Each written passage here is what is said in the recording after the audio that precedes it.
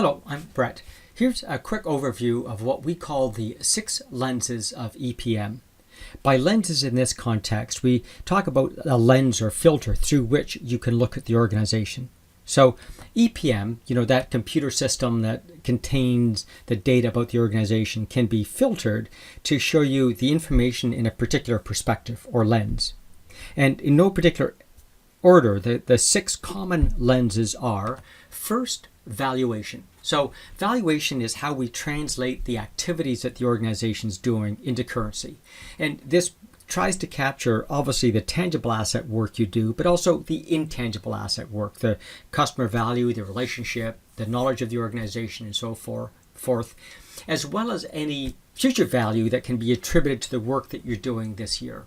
Now, this is used by bonding organizations, the rating organizations, financial world investors, as well as some external stakeholders such as governors or your board of advisors, counselors, so forth.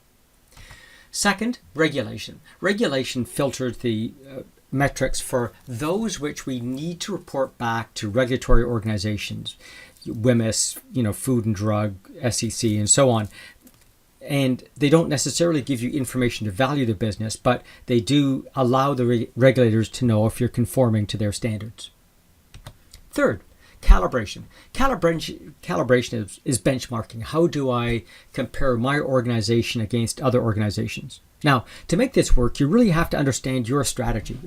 A simple business example is if you think of McDonald's and a fancy restaurant. They both have the same overall objective of feeding you, but because they have different strategies, I can't compare them to each other. So as we compare your organization to others, we have to make sure that the elements that we're comparing are strategically similar to your organization and the one that you're comparing against.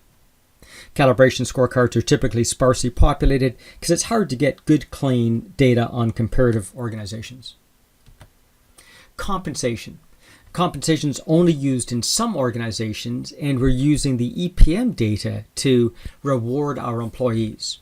So these metrics tend to be lagging, and they've got to be auditable and validatable. And it's used by the whole organization and, of course, HR. So in the public sector, we typically do not use that compensation lens because we don't reward people in the public sector according to performance. Communication.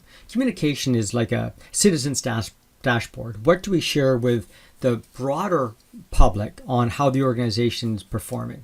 This could cover all sorts of things about health and safety, environmental, as well as the financial performance of the organization. Finally, navigation. Navigation is what the internal team uses to navigate the organization, to make decisions about, do I turn right or left? To do this, I need way more specific, timely leading indicators than we use for any of the other lenses. So as we take a look at the data we collect, we get it filtered or put it through these lenses depending on who we're reporting it back to. And most people don't get to see all 6 lenses. You get to see 1, 2, or 3 depending on what your role is in the organization.